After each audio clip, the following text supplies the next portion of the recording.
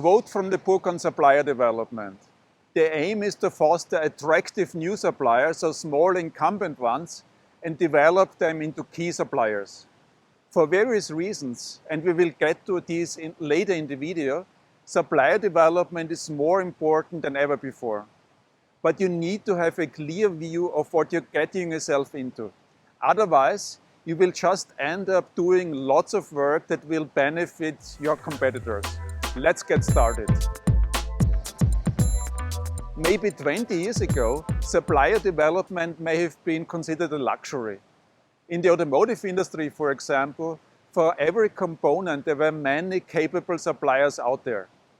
And with global sourcing in full swing, German OEMs discovered the benefits of French suppliers, while French OEMs appreciated what German suppliers had to offer. Today, the picture is completely different. Innovation is mostly happening in electric powertrains and electronics. Yes, traditional automotive suppliers are trying to hang on, but the real action is with new suppliers. These suppliers have essential competencies and they hold the key to very much needed technology. But they lack the decades of tribal knowledge that traditional automotive suppliers have acquired over the past decades. So let me share a cautionary tale. A couple of years ago, one of my clients found a super promising startup. The startup had exactly the technology my client had been looking for. And the startup did a compelling tech demo. And for the engineers, it was almost like love at first sight. For product validation, the startup delivered 50 samples that worked like a charm. Then came SOP, and the startup was expected to deliver 1 million units per year. And my client is not stupid. They had anticipated that serious production would be a challenge for a startup with little experience. But they had completely underestimated the number and magnitude of issues that would come up. In the end, they poured $20 million and countless hours of operations experts into getting the startup ready for prime time.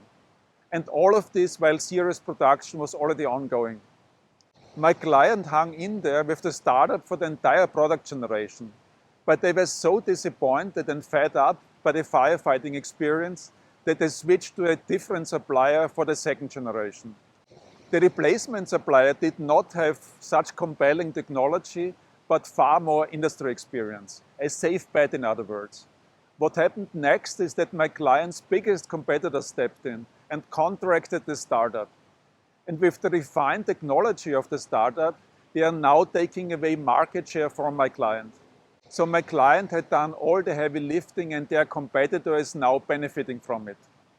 You definitely don't want to repeat this story. So when you consider supplier development, think about it ahead. Consider what you're getting yourself into and make a clear decision. Either you go all in and make sure that it works from day one, or you don't do it at all. So there you have it, G5, supplier development, a purchasing chessboard method having become indispensable in an era when every company has to become a tech company. Okay, now it is your turn.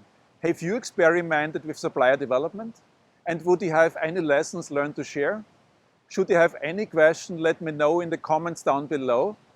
Thank you for watching, and I see you in the next one. Bye.